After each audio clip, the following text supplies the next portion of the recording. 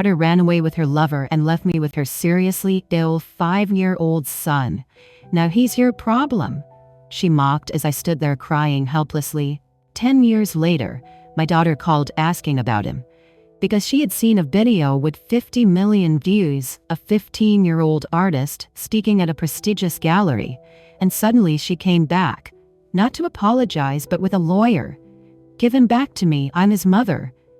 That's when I realized my daughter only wanted the money, but she didn't know I already had a plan, and I was going to teach my greedy daughter a very expensive lesson. I'm truly grateful you're here with me.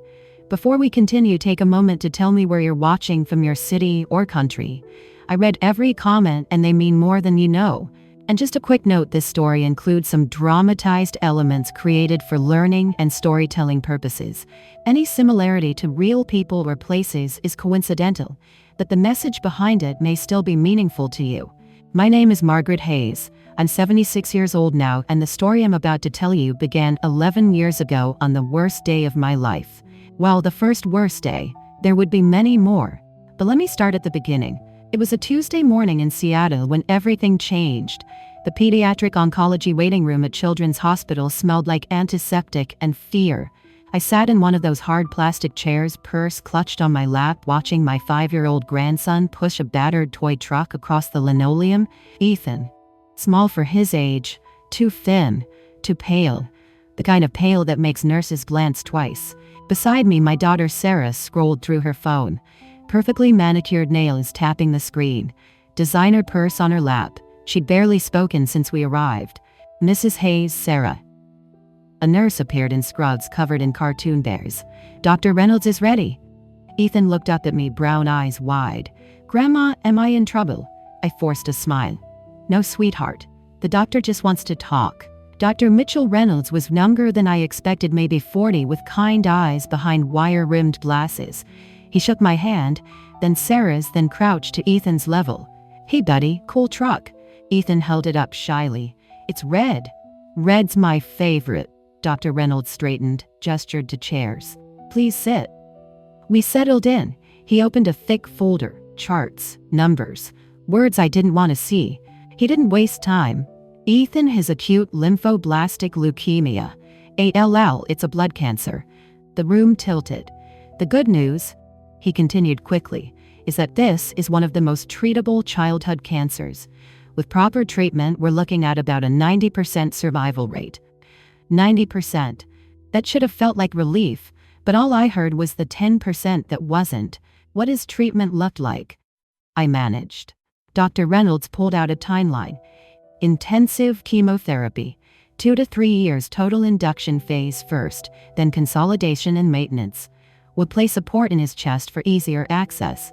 Infusions multiple times a week at first. It's going to be tough for all of you." "How much?" Sarah's voice cut in, flat, cold. Dr. Reynolds glanced at her. "With insurance it varies. Out of pocket could be anywhere from 50 to several $100,000 depending on complications. Without insurance, 500,000, possibly more." Sarah laughed, short, bitter. $500,000 for a maybe, for a 90% chance," Dr. Reynolds corrected gently. She didn't respond, just stared at the wall. "When do we start?" I asked. "Within 48 hours. We need to begin induction immediately." I looked at Ethan, back to his truck, making quiet engine noises. He had no idea his world had just shattered. "We'll do whatever it takes," I said. Dr. Reynolds nodded. "I'll have the nurses get you set up with scheduling and financial counseling. Can I speak to you outside?" Sarah stood abruptly. "Alone." They stepped into the hallway. Through the window, I watched Sarah gesture, saw her mouth moving fast, saw Dr. Reynolds' expression shift from patient to concerned, to something harder. When they came back, Sarah's jaw was tight. "He'll be fine," she said to me, not to Ethan, to me. "You've got this, Mom." "You always do." Something cold settled in my stomach. In the parking lot, Sarah walked ahead to her car, a silver sedan too expensive for a woman who'd just heard her son had cancer. She didn't offer us a ride, didn't ask if we were okay. She just got in, started the engine, and drove away. Ethan tugged my hand. "Grandma, why is Mommy sad?" I looked down at him, small, fragile, sick. She's just worried, sweetheart. Come on, let's go home. But as I buckled him into my old Honda, I knew the truth. Sarah wasn't worried. She was already planning her escape. And I was about to become a mother all over again at 65 years old. But I didn't know yet just how much it would cost me, or how much I'd be willing to pay. They started treatment within 48 hours. There was no time to prepare, no time to process words like portacath and cytotoxic and transfusion. You're never ready for something like this. You just survive it. The procedure room was all white walls and beeping machines. Ethan sat on the table in a hospital gown 3 sizes too big, thin legs dangling. A nurse named Jennifer prepped the port insertion kit with practiced efficiency. "This'll feel like a pinch, then some pressure," Jennifer said gently. "But once it's in, no more needle pokes every time." "Okay, sweetheart." Ethan's eyes fixed on the needle. "Will it hurt?" "A little," Jennifer admitted. She never lied to kids, I'd learn. "But your grandma can hold your hand." I wrapped both hands around his small one. Sarah stood by the window, arms crossed, staring at the parking lot like answers might be written in the rows of cars. "Sarah," I said quietly, "come hold his other hand." She turned, glanced at Ethan, then the needle. Her face paled. I can't. He needs you." "I said I can't, Mom." Jennifer focused on Ethan. "Your grandma's got you. You're going to do great." The insertion took 10 minutes that felt like hours. Ethan whimpered, squeezed my hand hard but didn't cry. When it was done, Jennifer taped clear dressing over the site and gave him a sticker, "Brave." Sarah was still at the window, still looking away. The first chemotherapy session started an hour later. Jennifer hooked the IV lines into Ethan's port, checked the pump twice. "This first one takes about 3 hours. I'll check every 15 minutes. I settled into the chair beside his bed. Sarah took the corner chair, phone out, scrolling. For the first hour, Ethan dozed. His chest rose and fell in a rhythm I found myself counting. Then his eyes snapped open. His face went gray. "Grandma, I don't feel good." I barely got the basin under his chin before he started retching. Not food bile, then something darker that made my heart stop. Jennifer was there in seconds, adjusting the IV. "It's okay, this is normal, just his body reacting." But Ethan kept going, small body convulsing. I held his shoulders gently, they'd warned me his skin would be sensitive, and murmured nonsense words. "It's okay, sweetheart. I'm here. I've got you." "Sarah," Jennifer called. "Can you grab a wet washcloth and sit with him while I get anti-nausea meds?" Sarah stood, took one step toward us and froze. Her eyes were on Ethan, pale face, dark fluid in the basin, trembling hands, and something in her shut down. I'd seen that look before. The day her father passed, she'd stood at his bed with the same blank expression.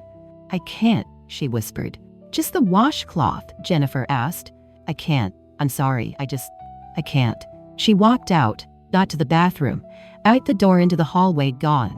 Jennifer handed me the washcloth she'd already prepared, gave Ethan the medication, stayed until his breathing settled.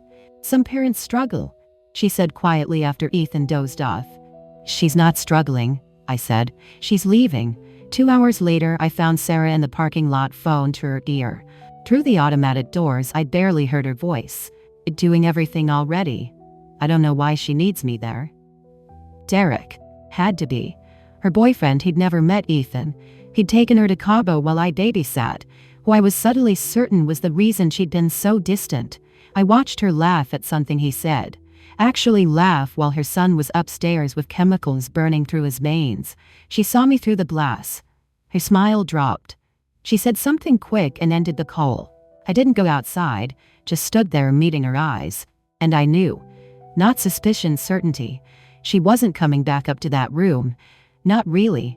She might walk through the door, sit in that chair, stare at her phone, but she was already gone in every way that mattered.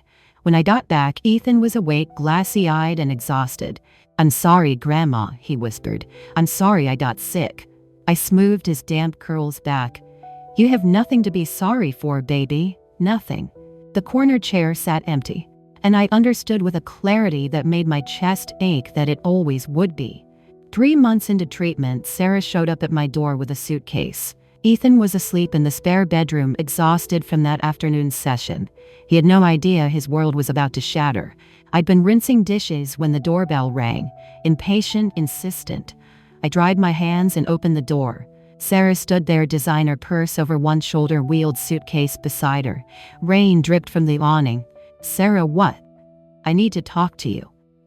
She pushed past me into the living room. I closed the door slowly, dread settling in my stomach. "It's late. Ethan just fell asleep." "I know. That's why I came now." She pulled a manila envelope from her purse. "Here."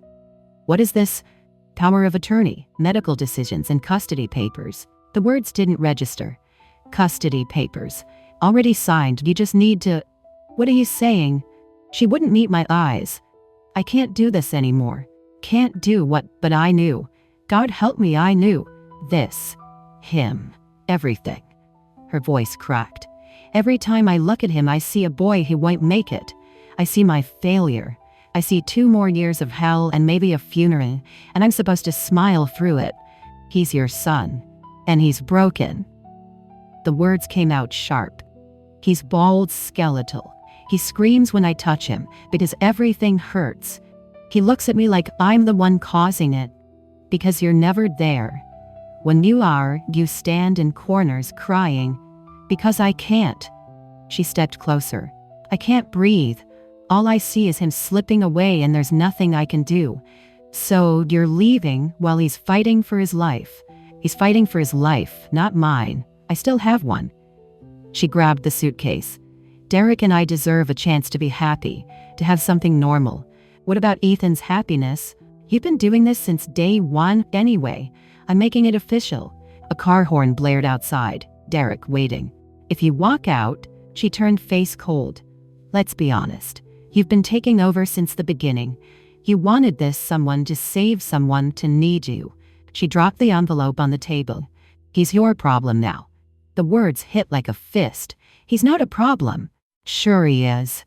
5 years old and broken. But you love fixing things right." Her smile was cruel. "This is your biggest project yet." The horn again longer. "I gave him 5 years. Accounts for something." "He's your child." "He was my child." Her voice went flat. "Past tense. In a few years he won't remember me anyway. Kids that young, especially sick ones, they forget. How can you— You know what, you'll probably do better than me anyway. You always were the better mother." She stepped into the rain. "To your own kid and now to mine." She grabbed the suitcase handle. "Good luck, Mom. You're going to need it." The door slammed. I heard her footsteps, the trunk closing, the engine revving. Tires on wet pavement fading into silence. I stood there, envelope shaking in my hands. "Grandma." Ethan's small voice from the bedroom. "I don't feel good." I shoved the envelope in a drawer and wiped my face. Rain from the door, I told myself. Not tears. "Coming, sweetheart." I walked down the hallway past my reflection in the mirror. Face wet, eyes red, hair disheveled. I looked like someone whose world just ended. But at his doorway I stopped. He was curled under blankets so small, clutching that ratty stuffed bear someone had given him at the hospital. "Grandma!" His eyes opened, glassy with fever. I crossed the room and sat on the edge of his bed. "I'm here, baby. My tummy hurts." "I know. Let me get your medicine." He grabbed my hand before I could stand. "Don't leave." Something in my chest cracked wide open. "I'm not leaving," I whispered. "I'm not going anywhere." "Promise." I smoothed his damp curls back. "I promise." He closed his eyes, trusting, and within seconds his breathing evened out. I sat there in the dim light from the hallway, holding his small hand in both of mine, and whispered to the empty room. "You're not a problem, you're not broken, you're my grandson." My voice hardened. "And I will not let you slip away, not while I'm still breathing." Outside, the rain kept falling. Inside, everything had changed. I had a 5-year-old with a terminal illness, no help, no backup plan, and a bank account that wouldn't last 6 months. But I had him. And that I decided would have to be enough. The first 2 years were hell, the kind of hell where you fall asleep wondering if your grandson will still be breathing in the morning. Sarah left on a Wednesday. By Friday, I'd sold my wedding ring, $800. 1 week of anti-nausea medication. The insurance covered 80% of treatment on paper. In reality, co-pays, deductibles, and non-covered essentials added up faster than I could count. I pawned my mother's pearl necklace for $600. My gold bracelet brought in $450. By month 4, I'd taken out a reverse mortgage on the house my husband and I had paid off 20 years ago, $70,000. But I didn't do it alone. I couldn't. I started a crowdfunding page called Ethan's Smile and wrote letters to every pediatric cancer nonprofit I could find. The reverse mortgage became my matching fund, proof I was invested, so organizations like St. Jude and the Leukemia and Lymphoma Society would help cover gaps. Our church held bake sales. Co-workers at the grocery store donated from their paychecks. Strangers sent $5, $10, $20 with notes that said, "Stay strong," and "We're praying for you." I worked 2 part-time jobs, one stocking shelves at a grocery store, the other answering phones at a dental office. Every shift, every penny went straight to medications not covered by insurance. Antibacterial wipes, sterile masks, nutrition shakes at $40 a case. It took a village, and somehow we scraped by. The infection started in month 7. Ethan's immune system was gone. A scraped knee could end him. I scrubbed the house with bleach until my eyes burned. I boiled his sheets. I threw out his stuffed animals. It didn't matter. He spiked a fever of 104 on a Tuesday night. I rushed him to the ER, sepsis. They pumped him full of antibiotics, and I sat by his bed, listening to machines beep and hiss. He stayed for 9 days. 2 weeks later, his blood counts dropped so low they had to transfuse him. I watched as someone else's cells dripped into his veins, praying they'd be enough. Then his hair fell out. Not all at once. Slowly. In clumps on his pillow and the drain between my fingers. He cried the first time he saw himself in the mirror. "I look sick, Grandma." "He looks strong," I told him. That night, I picked up my husband's old razor and shaved my head. When Ethan woke up and saw me, his eyes went wide. "Grandma, what did you do?" I smiled. "We match now." He touched his own head, then reached up and touched mine. For the first time in weeks, he smiled. I found the Grandparents Raising Grandchildren group by accident, a flyer in the hospital lobby, Tuesdays at 6. The meeting was in a church basement that smelled like burnt coffee. 12 people sat in folding chairs. I sat in the back. A man with a soft voice opened, "If you're new, you're not alone." I wasn't expecting to cry, but when a woman said, "I'm raising my daughter's 3 kids because she chose substances over them," something cracked in my chest. "I'm Margaret," I said. "I'm raising my grandson. He has leukemia. His mother left." No one gasped. They just nodded. After a woman named Diane handed me her number. "Call if you need anything." I did, more than once. Slowly I realized I wasn't carrying this alone. 4 years passed. Ethan drew. He filled sketchbooks with images of treatment, the chair, the IV, the port scar on his chest. He drew the nurses who'd held his hand. He drew Dr. Reynolds. He drew me over and over. And slowly we healed. On Ethan's 13th birthday, I baked a cake. We sat at the kitchen table, just the 2 of us, and he blew out the candles. The phone rang an hour later. "Mrs. Hayes, it's Dr. Reynolds." My stomach dropped. "Is everything okay?" "Everything's perfect. Ethan's 5-year scans just came back. Still clear. Officially, as of today, he's in remission." I closed my eyes. 5 years. 5 years. He did it, Margaret. You both did. I hung up and looked at Ethan, who was sketching at the table. "That was Dr. Reynolds." He looked up. "You're officially in remission." For a moment he just stared. Then he smiled wide, real, the kind of smile I hadn't seen since he was 5. "We made it, Grandma." I nodded, tears streaming. We made it. After exactly 3 years, 1,095 days, 127 hospital visits, countless pills and tears, the final chemo session was scheduled. Dr. Reynolds met us in his office before the infusion. Ethan sat beside me, thinner than most 8-year-olds, but stronger than he'd been in years. His hair had grown back in soft brown waves. "I have good news," Dr. Reynolds said, looking at both of us. "Ethan's latest scans are clear. No trace of cancer cells. His blood counts are normal. His bone marrow is healthy." I gripped the armrest. "Clear, clear." Ethan looked up at me. "Does that mean I'm done?" Dr. Reynolds smiled. It means today is your last treatment. This is a huge milestone, buddy. I couldn't speak. I just reached over and squeezed Ethan's hand. He's cancer-free, Dr. Reynolds continued. And that's something to celebrate. But I want to be clear, we don't use the word remission until he's been cancer-free for 5 years. Relapse can happen, especially in the first few years, so we'll keep monitoring closely. Scans every 3 months for the first year, then every 6 months after that. Ethan's face fell slightly. 5 more years. 5 years of checkups, Dr. Reynolds said gently. Not 5 years of treatment. Big difference. I nodded, throat tight. We'll take it. Dr. Reynolds stood and extended his hand. You've both been through hell. Today we celebrate. After the final infusion, a nurse led us down the hallway to a small alcove near the entrance of the pediatric wing. Mounted on the wall was a brass bell with a plaque beneath it.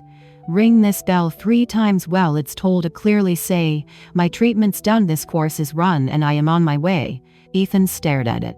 Go ahead, the nurse said softly. It's yours to ring. He reached up and gripped the rope. The first ring echoed down the hall. Nurses looked up. A doctor stepped out of a room. Parents in the waiting area turned toward the sound. The second ring brought more people. They lined the hallway, smiling, clapping. The third ring was the loudest. Cheers erupted. Nurses clapped. A janitor wiped his eyes. A mother holding her toddler, bald, pale, still in treatment, nodded at me with tears streaming down her face. I pulled Ethan into my arms and sobbed. He was done. We walked to the car in silence, the late afternoon sun warm on our faces. Ethan was quiet, staring at the hospital as we reached the parking lot. Grandma. Ness, sweetheart. Can I draw all of this, so other kids know they can survive too? I stopped, looked down at him. You can draw whatever you want. He nodded. I'm going to. The years that followed were quiet in a way we'd never known. No more 3 times a week trips to the hospital. No more middle-of-the-night fevers. No more terror that every cough might be the beginning of the end. Ethan drew. He went back to school cautiously, building strength, making friends. Susan continued art therapy sessions when she could. We celebrated small victories, clear scans at 6 months, a full year, cancer-free, then 2 years, 3, 4. And slowly the shadow of leukemia began to fade. But we never forgot. Every scan, every checkup, every time the phone rang with Dr. Reynolds' number, my heart stopped. Until the day we'd been waiting for finally came. On Ethan's 13th birthday, I baked a cake. We sat at the kitchen table, just the 2 of us, and he blew out the candles. The phone rang an hour later. Mrs. Hayes, it's Dr. Reynolds. My stomach dropped. Is everything okay? Everything's perfect, he said, and I could hear the smile in his voice. Ethan's 5-year scans just came back, still clear. Officially, as of today, he's in remission. I closed my eyes. 5 years. 5 years. He did it, Margaret. You both did. I hung up and looked at Ethan, who was sketching at the table. That was Dr. Reynolds. He looked up. You're officially in remission. For a moment he just stared. Then he smiled wide, real, the kind of smile I hadn't seen since he was 5. We made it, Grandma. I nodded, tears streaming. We made it. 2 weeks later, Ethan came into the kitchen while I was washing dishes. He had his sketchbook under his arm. Grandma, I'd been thinking. I dried my hands. About what? I want to have an exhibition. For the kids who are still fighting. I turned to face him. An exhibition? He nodded. All my drawings from treatment. The port, the IV, the bell. I want other kids to see that someone made it through. That they can too. I stared at him. 13 years old and already thinking about giving back. That's a beautiful idea, I said quietly. Will you help me? I smiled. Of course. We started planning the next day. I called around to community centers and libraries looking for a space that would let a 13-year-old cancer survivor show his art. Most places were booked months in advance or wanted fees we couldn't afford. But then I found a small community gallery in Ballard that hosted local artists for free. The director, a woman named Linda, listened to Ethan's story and said yes immediately. We'd be honored, she said. Ethan spent the next 2 months curating 50 pieces from the hundreds he'd drawn over the years. He chose the ones that told the story from diagnosis to bell ringing. Susan helped him mat and frame them using donated materials. I wrote descriptions for each piece explaining what Ethan had been going through when he created it. Ethan practiced his opening speech in front of the bathroom mirror every night. My name is Ethan Hayes. I'm 13. When I was 5, I was diagnosed with leukemia. This is my story. The exhibition was scheduled for a Saturday in June. We sent invitations to friends, neighbors, teachers, the nurses from the hospital. But something happened in those 2 years between 13 and 15 that I didn't anticipate. Ethan kept drawing. Not just memories of treatment, but new work, raw emotional pieces about survival, hope, fear, healing. His collection grew to over 200 pieces. Susan showed some of his newer work to a colleague. That colleague showed it to someone else. Word spread quietly through Seattle's small art community. By the time Ethan turned 15, the community gallery called with a different proposal. "We'd like to offer Ethan a solo exhibition," Linda said over the phone. "A full show, 4 weeks, opening night reception." I stood in my kitchen, phone pressed to my ear, stunned. A solo show. He's extraordinary, Margaret. People need to see this. I hung up and told Ethan. He stared at me wide-eyed. A real show. A real show. We started preparing. I thought it would be small neighbors, teachers, maybe a few art students. Local, quiet. A celebration of survival, nothing more. I had no idea what was about to happen. The gallery could hold 200 people. 300 showed up. I stood near the entrance watching bodies pour through the door. Neighbors, teachers, hospital staff, people I'd never seen before. They lined the walls studying Ethan's paintings in silence. Some cried, others stood frozen hands over their mouths. Linda found me in the crowd. "Margaret, this is incredible. We've never had a turnout like this." I couldn't speak. I just nodded. Ethan stood in the center of the room, surrounded by his work. 50 paintings lined the walls, portraits of nurses, the bell's ceremony, my hands holding his, the port scar on his chest rendered in brutal, honest detail. Each piece had a small placard with the date it was created and a line of explanation. At 7 o'clock, Linda called for everyone's attention. The room quieted. Ethan stepped forward, hands shaking slightly. "My name is Ethan Hayes," he began, voice steady. "I'm 15. When I was 5, I was diagnosed with leukemia." The room was silent. These paintings exist because one person refused to give up. My grandmother. When my mother left, she stayed. I felt my throat tighten. She sold her jewelry to pay for medication. She worked 2 jobs. She shaved her head so I wouldn't feel alone. She sat with me through 127 hospital visits. And when I wanted to draw, she built me a studio in her garage with money she didn't have. He looked at me across the room. These paintings are about survival, but they're also about love. The kind of love that doesn't come from biology. It comes from showing up. Every single day. The room erupted in applause. I pressed my hand to my mouth, tears streaming. The next morning, everything changed. I woke up to 17 missed calls. Someone at the exhibition had filmed Ethan's speech and posted it on a video platform with the caption, "15-year-old cancer survivor's art will break your heart." Abandoned by his mother, raised by his grandmother. The video had 500,000 views. By noon, it had 5 million. By the end of the week, 50 million. The phone didn't stop ringing. A morning talk show wanted Ethan on air. A publisher wanted to do a book. News outlets requested interviews. Art collectors started calling Linda, offering to buy pieces. $50,000 for a single painting, $75,000 for another. I sat at the kitchen table staring at my phone in disbelief. "Grandma, look at this," Ethan said, holding up his laptop. It was an email from a gallery in New York, Gagosian, one of the most prestigious contemporary art galleries in the world. "We are writing to express our interest in representing Ethan Hayes. We would like to offer a solo exhibition at our New York location within the next 6 months." I read it 3 times. "Is this real?" Ethan nodded, eyes wide. The email continued. "We are not extending this invitation because of Mr. Hayes' age, but because his work represents something we have rarely encountered, mixed media, incorporating authentic medical materials, rendered with technical precision and emotional depth that defies categorization." One of our curators described it as outsider art meets medical realism with the visceral honesty of Francis Bacon. We believe the art world needs to see this. I stared at the screen, hands trembling. Gagosian, New York, my grandson. I didn't see the missed call until hours later. The voicemail. Mom, it's me, it's Sarah. My blood ran cold. I saw the video, I saw what Ethan said, I'm coming home. The message ended. I sat there, phone in my hand, staring at nothing. 10 years of silence. And now the second Ethan's name was everywhere. She was coming back. I didn't know then that the voicemail would change everything. 2 weeks after the video, 3 days after the Gagosian offer, someone knocked on my door. I opened it, and there she was, 10 years older. Designer purse, perfect makeup, and the audacity to smile. Hi, Mom. I stared at Sarah, my daughter, the woman who'd walked out on a dying child and never looked back. She looked good, healthier than I'd ever seen her. Expensive clothes, styled hair. She looked like someone who'd spent the last decade living well. You need to leave. She held up her hands, eyes glistening with tears. I didn't believe.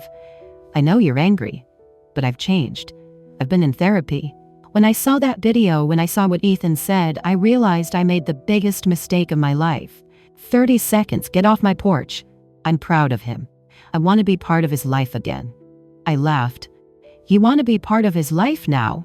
Now that he's famous? Now that galleries are offering him money? Her face shifted. Just for a second, something cold. That's not fair. I was sick. I couldn't handle it.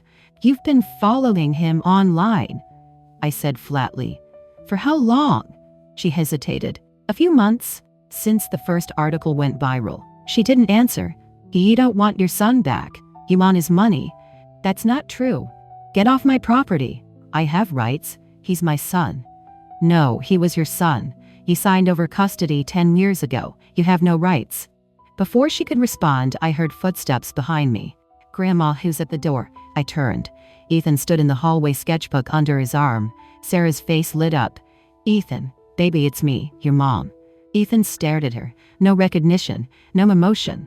Who are you? Sarah's smile faltered.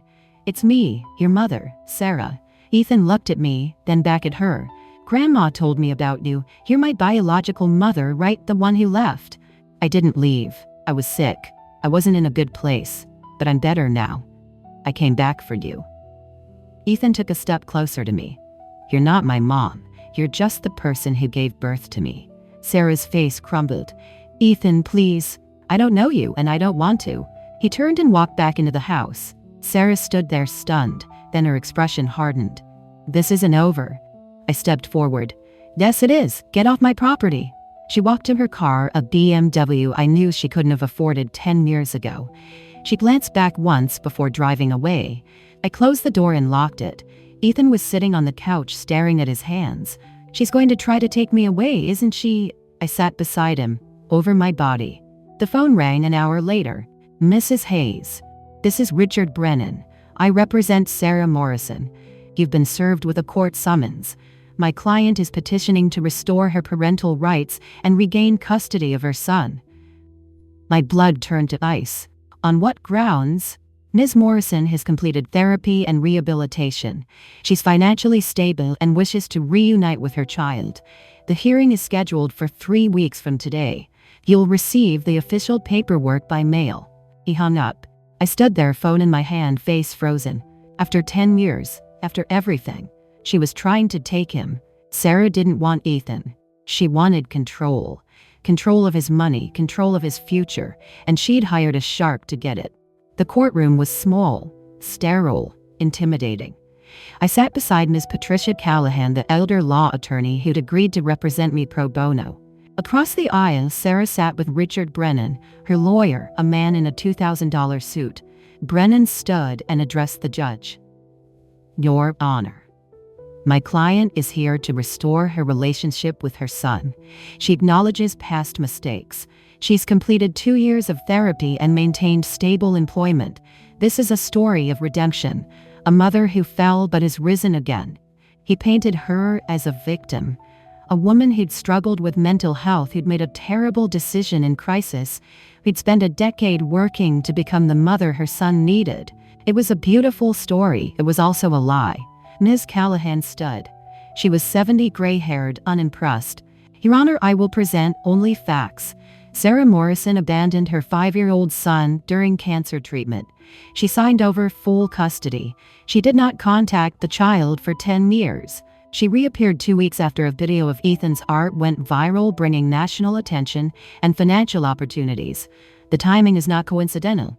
The judge looked at Sarah. Ms. Morrison, why are you pursuing this now? Sarah dabbed her eyes. Because I'm finally strong enough. Seeing Ethan thrive made me realize I need to be part of his life. I'm his mother. I love him. Ms. Callahan called Dr. Reynolds to the stand. Dr. Reynolds, how many appointments did Ethan Hayes have during his 3 years of treatment? 127. And how many was Ms. Morrison present for? Dr. Reynolds looked at Sarah. 0. 0. And Mrs. Hayes? All 127. Did Ms. Morrison ever call to check on her son's condition? Dr. Reynolds hesitated. Once, about 6 months after she left. She asked if he'd passed away yet. The courtroom went silent. She asked if he'd died, Ms. Callahan said. Not how he was doing. He was dead. Yes. Sarah's lawyer objected, but the damage was done. The judge called Ethan into chambers for a private interview. I wasn't allowed in, but the conversation was recorded. The judge's voice was gentle. Ethan, do you want a relationship with your biological mother? No. Can you tell me why? Because she didn't come back because she changed. She came back because I'm worth money now. She saw the video, she saw the gallery offers. She doesn't want me. She wants what I can give her. How do you feel about your grandmother? She's the only parent I've ever had. She sold everything to keep me alive. She sat with me through every treatment. She didn't have to do any of that. But she did. Because she loves me. If the court grants your mother visitation, how would you feel? I'd go if I had to, but I wouldn't trust her, and I wouldn't call her mom. The judge took 2 hours to deliberate. When we returned, her face was unreadable. I've reviewed the evidence.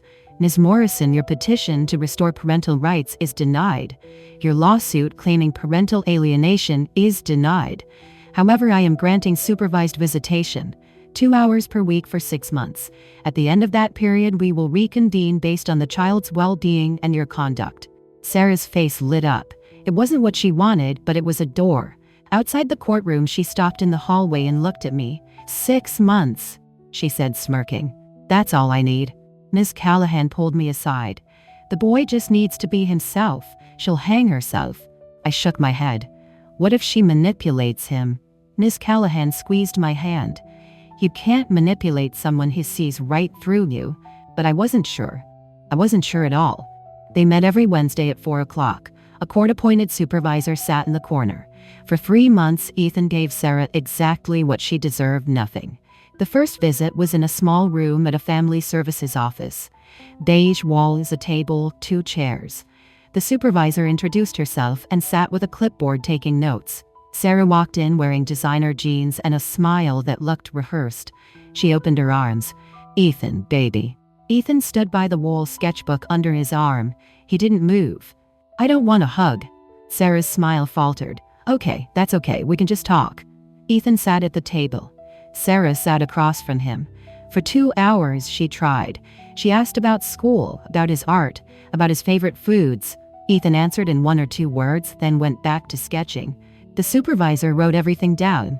When the 2 hours ended, Sarah stood close to tears. I'll see you next week. Ethan didn't look up. If I have to. By the 3rd visit, Sarah was getting impatient. She walked in and sat down without the fake warmth. So, she said, leaning forward, I heard one of your paintings sold for $70,000. Ethan looked up. Yeah, that's incredible. What are you going to do with the money? Pay Grandma back. Sarah blinked. Pay her back. She spent over $400,000 keeping me alive while you were in Cabo with your boyfriend. I owe her. The supervisor's pen moved faster. Sarah's face went red. That's not fair. I wasn't in a good place. You were in Cabo, Ethan said flatly. I checked your social media. You were posting pictures of the beach while I was getting transfusions. Sarah opened her mouth, then closed it. She spent the rest of the visit in silence.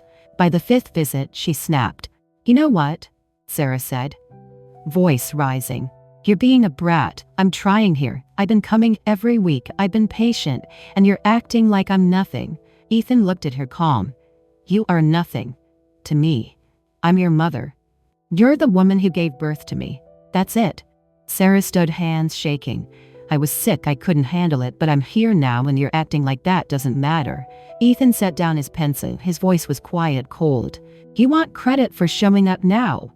Where were you when I was throwing up red fluid? When I was begging Grandma to let me stop treatment, because I couldn't take it anymore? Where were you when I lost my hair and couldn't look at myself in the mirror? You were gone. And now you're back because I'm famous, because I'm worth money. That's not true. Yes, it is. The supervisor was writing furiously. Sarah looked at her. You're writing that down. He's the one being disrespectful. The supervisor didn't look up. I'm documenting what I observe. Sarah sat back down, fuming. The rest of the visit passed in silence. 3 months and the supervisor pulled Sarah aside after a visit. Miss Morrison, I'll be submitting my report to the judge next week. I have to be honest, it's not going to be favorable. I'll be recommending termination of visitation. Sarah's face went white. What, why? Because the child has made it clear he doesn't want a relationship. And your behavior, particularly your anger and focus on his finances, raises concerns. This is ridiculous. His grandmother turned him against me. The supervisor closed her folder. With respect, Ms. Morrison, I don't think anyone had to turn him against you. Outside the building, Sarah found me in the parking lot. She stormed over. You did this, you turned him against me. I stood my ground. No, you did that yourself. Before she could respond, a car pulled up. Derek, Sarah's husband. He rolled down the window. Sarah, get in, we need a new plan. Sarah looked at me one more time, then got in the car. They drove off. I stood there watching them leave, a cold knot forming in my stomach. I should have taken that threat seriously. If you're still here with me, let me know you're staying. Finish this sentence in the comments. The real twist is going to be, and tell me if you were in my place knowing what you know now. What would you do next? Would you prepare quietly, confront her, or wait for the truth to reveal itself? And just so you're aware, the next part of this story includes dramatized elements and may not reflect real events in every detail. If this isn't the kind of content you're comfortable with, you're free to stop watching here. 3 months after supervised visits began, 1 week before the termination hearing, the night before the Gagosian opening, Sarah and Derek showed up at my door intoxicated. Everything went wrong. The doorbell rang at 11 o'clock. I was in my bathrobe about to go to bed. Ethan was upstairs packing for our flight to New York in the morning. I opened the door. Sarah and Derek stood on my porch. Her makeup was smeared. His eyes were bloodshot. The smell of alcohol hit me immediately, but something else caught my eye. The BMW parked in my driveway, the one Sarah had driven when she first came back, had a dented bumper and a cracked headlight. Sarah's designer blazer was wrinkled, stained at the cuff. Derek's expensive watch was gone. The polished veneer I'd seen months ago had cracked. Whatever illusion of success they'd been projecting was gone. We need to talk, Sarah slurred. Get off my property. Derek pushed past me into the house. Sarah followed. I stumbled backward. What are you doing? Get out. Derek pulled out his phone and turned the screen toward me. Watch this. It was a video. Me sitting beside Ethan's bed in the garage studio 3 years ago, holding a paintbrush touching up the corner of one of his paintings, while he slept in the chair beside me. My blood ran cold. This is from 3 years ago, Derek said, voice steady despite the alcohol. Sarah recorded it through the garage window. All I have to do is send this to one tabloid, one art blog, and the headline writes itself, Fraud Grandma Paints for Sick Grandson. That's not what happened, I said, my voice shaking. I was just fixing a smudge. Doesn't matter what actually happened, Derek interrupted. What matters is what it looks like. Scandal first, truth later. By the time you prove it was innocent, Gagosian will have already pulled the show. Collectors will have already demanded refunds. The damage will be permanent. Sarah stepped forward holding a stack of papers. We're drowning, Mom, she said, and for a second her voice broke. Derek lost his job 6 months ago. We're $10,000 in debt. Credit cards maxed. We've got nothing. Derek's jaw tightened. But your grandson, He's about to be a millionaire and we deserve a piece of that. Sarah thrust the papers at me. This is a personal loan agreement. You're borrowing $500,000 from me, your daughter. You'll pay it back over time using proceeds from his art sales. Totally legal between two consenting adults. Derek leaned closer. Sign it, or I hit send on that video. Your choice. I stared at the papers. A personal loan. Legally binding. They'd planned this. No, I said. Derek's face darkened. What? I said no. Get out of my house. You stupid. Get out. He grabbed my arm hard. Sign the paper. I tried to pull away. Let go of me. Sign it. No. He shoved me hard. I fell backward, my head hitting the corner of the china cabinet. Pain exploded through my skull. I crumpled to the floor, vision blurring. I touched my head. My hand came away wet, dark red. Footsteps pounded down the stairs. Grandma. Ethan's voice. He ran into the living room and saw me on the floor, bleeding, Derek standing over me. He roared. Get away from her. He pulled out his phone, hands shaking. 911. Someone broke into my house and hurt my grandmother. She's bleeding. We need help. Now. Derek backed toward the door. Sarah, we need to go. Sarah stared at me on the floor. For a second, I thought I saw regret. But then she turned and ran. They were gone before the sirens started. Ethan knelt beside me, pressing a kitchen towel to my head. Stay awake, Grandma. I'm okay, I whispered. The paramedics arrived 6 minutes later. They loaded me into an ambulance. Ethan climbed in beside me. The ER doctor said I had a concussion and a deep cut that needed stitches. They admitted me for observation overnight. Ethan sat beside my bed, eyes red. I'm canceling the exhibition. I turned my head. Absolutely not. Grandma, we're flying to New York. You're opening at Gagosian. You're not giving her that power. Ethan nodded. My phone buzzed. Miss Callahan. Arrest warrants issued for Sarah Morrison and Derek Morrison.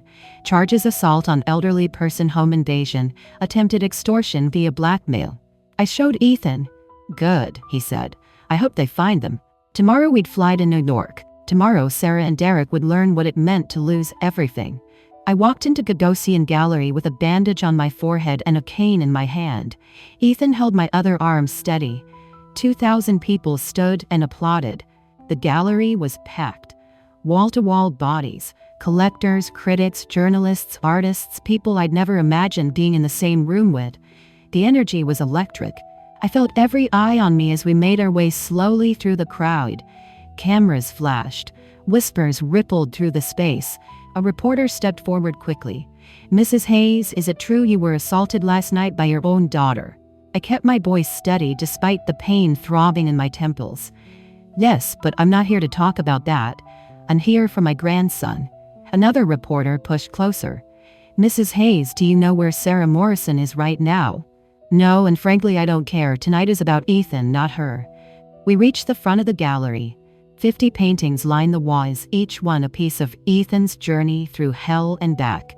The chemotherapy port, the IV drip, the hospital bell, my wrinkled hands holding his scars, his survival.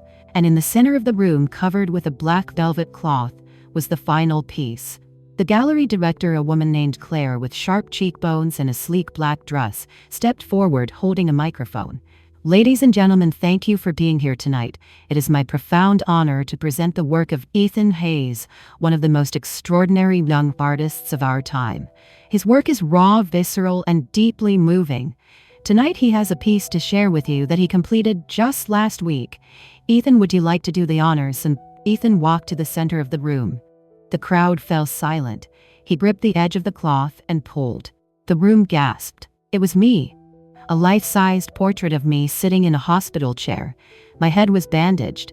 My eyes were tired but open. One hand gripped the armrest. The other reached forward, palm up, as if offering something invisible. Hope maybe, or strength. The detail was breathtaking.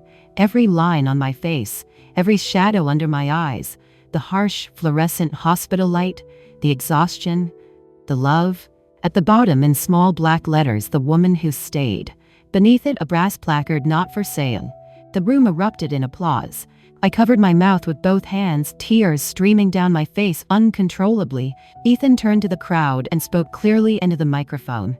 10 years ago, one woman walked away because she couldn't bear to watch. Another woman stayed because she couldn't bear to leave. Everything I create, everything you see on these walls tonight exists because of her love. He paused, looking directly at me. My grandmother didn't have to stay, but she did. Every single day, through every needle, every scan, every moment I wanted to give up. She stayed, and that's why I'm standing here tonight. Not because of talent, not because of luck, because she refused to let me go. The applause was deafening. I walked to him slowly, cane tapping against the polished floor, and we hugged in front of 2,000 people while cameras flashed like lightning. And then chaos. A loud commotion erupted near the gallery entrance. Raised voices, security moving quickly. The crowd parted like a wave. 2 police officers in uniform walked through the center aisle holding Sarah and Derek in handcuffs. They'd been caught trying to enter the gallery through a locked side door with a forged press pass. Sarah saw me across the room, her face twisted with rage and desperation. "He's my son," she screamed, voice breaking. "Mine, not hers. I gave birth to him." The officers pulled her firmly toward the exit. Cameras swarmed. Journalists shouted questions over each other. Derek said nothing. He just stared at the floor, jaw clenched. They were led out in handcuffs, and the heavy door closed behind them with a dull thud. The room was silent for a long moment. Then someone in the back started clapping. Then another person, then everyone. Not for the arrest, for us, for survival. For the woman who stayed. After the event, I stood outside on the cold sidewalk under the streetlights. Reporters surrounded me in a tight circle. "Mrs. Hayes, your daughter is now facing serious criminal charges. Do you have any comment?" I looked directly into the nearest camera lens. She had a choice 10 years ago. She chose to leave. I chose to stay. That's what made all the difference. I turned and walked away slowly, Ethan beside me, his hand gently supporting my arm. 2 months later, we sat in a courtroom. 2 months after the exhibition, we returned to court. But this time, it wasn't about custody. It was about consequences. The criminal sentencing came first. Derek and Sarah sat at separate tables in cheap suits, both looking smaller than they had that night at my house. The judge reviewed the file. Then he looked up. "Mr. Morrison. Miss Morrison, you have been found guilty of assault on an elderly person during a home invasion, attempted extortion, and conspiracy to commit fraud." Derek stared ahead. Sarah's hands trembled on the table. "Mr. Derek Morrison, you physically assaulted a 76-year-old woman in her own home and attempted to extort $500,000 from a minor using fabricated evidence. You are sentenced to 2 years in state prison. No parole eligibility for 18 months. The bailiff stepped forward. Derek was led away in handcuffs without a word. The judge turned to Sarah. "Ms. Morrison, you were an accomplice to a violent crime against your own mother. You helped orchestrate a blackmail scheme targeting your 15-year-old son." Sarah's lawyer stood quickly. "Your Honor, my client was under significant emotional distress. She made a choice." The judge interrupted sharply. "Miss Morrison, the only reason you are not receiving a harsher sentence is your lack of prior criminal record, but you are culpable." He leaned forward. "You are sentenced to 1 year in county jail, followed by 2 years of supervised probation, 300 hours of community service, and mandatory anger management counseling. If you violate probation, you will serve an additional 2 years in state prison." Sarah's face went white. The bailiff approached and she was escorted out sobbing. An hour later, we were in family court. A different judge, a woman in her 60s with sharp eyes and silver hair. Ms. Callahan stood. "Your Honor, we are here to finalize the permanent termination of parental rights for Sarah Morrison. Given her criminal conviction, her decade-long abandonment of her son during life-threatening illness, and her recent violent attempt to extort him, termination is necessary for Ethan's safety." The judge reviewed the file, then looked at Sarah. "Miss Morrison, do you wish to contest this?" Sarah stood slowly, gripping the table. "Your Honor, I made mistakes, but I've been punished. Please don't take away my son. He's all I have." The judge's expression didn't soften. "You didn't lose your son, Ms. Morrison. You abandoned him when he was 5 years old and fighting cancer. You never visited." never called, never contributed. And when he became successful, you returned not to apologize but to extort him. She paused. This is not a punishment. This is a protection.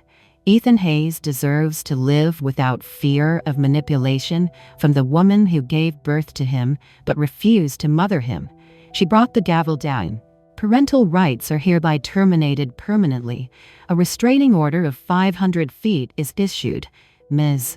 Morrison is prohibited from contacting Ethan Hayes unless he, as an adult, initiates contact. This order is effective immediately. Sarah collapsed into her chair, sobbing. But as we stood to leave, she rushed forward desperately. Wait, Your Honor, please. He came from me. I gave birth to him. That has to mean something. You can't just erase me. The judge's voice was ice. Ms. Morrison, giving birth does not make you a mother. Raising a child does. Being there does. Loving them when it's hard does. My ruling stands. The bailiff stepped between us. Sarah turned to me, tears streaming. Mom, please. He came from me. That has to count. I looked at this stranger wearing my daughter's face and shook my head. It counted once, I said quietly. Not anymore. Ethan had been sitting in the back of the courtroom. The judge gestured for him. Ethan, would you like to speak? He pulled a folded paper from his pocket, smoothed it out, and read clearly. You gave birth to me. Margaret gave me life. There's a difference between those two things. I don't hate you, but I don't know you, and I don't want to. He folded the paper and walked out without looking back. Sarah reached for him as he passed. Ethan, please. He kept walking, like she wasn't even there. Outside, the winter air was sharp and cold. Ethan stood on the courthouse steps staring at the gray Seattle sky. I walked beside him. You okay? He nodded slowly. Yeah, I am. It's over now. It's over. He looked at me and smiled, small but real. Good. Because MoMA just confirmed the exhibition for next year, 6 months, and I want you in the front row. I smiled through tears. I wouldn't miss it for the world. He took my hand and we walked down the steps together. 1 year later, 14 months after the courtroom, I stood in the Museum of Modern Art watching my 16-year-old grandson speak to 2,000 people, and I realized we didn't just survive, we thrived. The exhibition was called Survival, the Ethan Hayes Collection. 50 paintings hung floor to ceiling in one of the most prestigious galleries in the world. Ethan was the youngest artist in MoMA's history to have a solo exhibition. At 16, Michelle Obama sat in the front row. Oprah was 3 seats down. Lady Gaga stood near the back wall wiping her eyes. And me, I stood in the corner with a cane in one hand and disbelief in the other. The room was packed. Standing room only. Reporters lined the walls. Security had to turn people away at the door. I watched strangers cry in front of paintings my grandson had created with his own hands. Paintings born from needles, nausea, fear, and a grandmother who refused to let him give up. Then the curator stepped to the microphone and introduced Ethan. The applause was deafening. My boy, thin, pale, scarred but alive, walked to the podium. He wore a simple black suit. His hands trembled slightly as he gripped the edges of the stand. But his voice was steady. My biological mother once called me her problem, he began. The room went silent. Margaret called me her purpose. I felt my throat tighten. When I was 5 years old, I was diagnosed with leukemia. Treatment was going to cost over $400,000. My mother heard that number and left. My grandmother heard it and stayed. He paused. His eyes found mine across the room. She sold her wedding ring, the last piece of jewelry my grandfather gave her before he died. She pawned her mother's pearl necklace. She took out a reverse mortgage on her house. She worked 2 jobs. She sat with me for every needle, every scan, every moment I wanted to give up. Tears were streaming down my face now. I couldn't stop them. She shaved her head. Ethan continued. So I wouldn't feel alone when mine fell out. She turned her garage into a studio with money she didn't have. She never missed a single appointment in 3 years of treatment. Not once. The audience was completely still. My grandmother saved my life. But more than that, she gave me a reason to use it. He gestured to the paintings around him. Everything you see here exists because of her. Every brushstroke, every color, every story. I didn't just survive cancer. I survived because someone loved me enough to refuse to let me go. He took a breath, then looked directly at me again. "Margaret Hayes, will you please stand?" My legs almost gave out, but I stood and the room erupted. 2,000 people, critics, collectors, celebrities, strangers, rose to their feet and applauded. The sound was overwhelming. I saw Oprah stand. Michelle Obama was clapping with tears in her eyes. The whole world, it seemed, was looking at me. Ethan stepped down from the podium and walked toward me. He took my hands. "Thank you," he whispered, "for what I managed, for everything, for staying, for loving me when no one else would." I pulled him into my arms and held him tight. "Thank you for living. Thank you for being mine." We stood like that for a long time while cameras flashed and the applause continued. Outside, as we left the museum, a reporter stopped us. Mrs. Hayes, Sarah Morrison, was seen outside earlier. She tried to get in but was turned away due to the restraining order. When asked for comment, she said, "I gave him life." I paused, looked at the reporter, then said quietly, "She gave birth to him. I gave him everything else. There's a difference." The reporter nodded and stepped back. In the limo on the way home, Ethan leaned his head on my shoulder. "You okay?" I asked. "Yeah," he said softly. "I am. It's over now." I kissed the top of his head. "It is." He was quiet for a moment. Then, the MoMA curator asked if I'd consider donating The Woman Who Stayed to the permanent collection. I looked at him surprised. He smiled. "I told her it's not for sale. It's yours. It's always been yours." I squeezed his hand. "People ask me all the time if I have regrets, if I wish I'd had an easier life, if I resent the years I gave up. The answer is simple. I gave him life. He gave me purpose. That's what family really means." Fade to the painting, "The Woman Who Stayed." Two hands clasped together, light pouring through. Looking back at this journey, I want to share what I've learned through years of pain, sacrifice, and ultimately love. Family drama stories like mine teach us that blood doesn't define family, commitment does. When Sarah walked away, she taught Ethan that biology is just science. But when I stayed, I showed him that love is a choice you make every single day, even when it's hard, especially when it's hard. If you're in a situation like mine, facing family drama stories that tear your heart apart, here's my advice. Don't wait for others to step up. You step up. Don't wait for the right time to show love. There is no right time. There's only now. Grandma stories aren't always sweet bedtime tales and baked cookies. Sometimes they're about selling your jewelry, working 2 jobs at 70, and sitting through 127 hospital visits. Real grandma stories are messy, exhausting, and full of impossible choices. Sometimes being a grandmother means being a mother, a father, a warrior, and a shield all at once. God placed that child in my arms for a reason. I believe that now. When Sarah left, I was angry, exhausted, and terrified.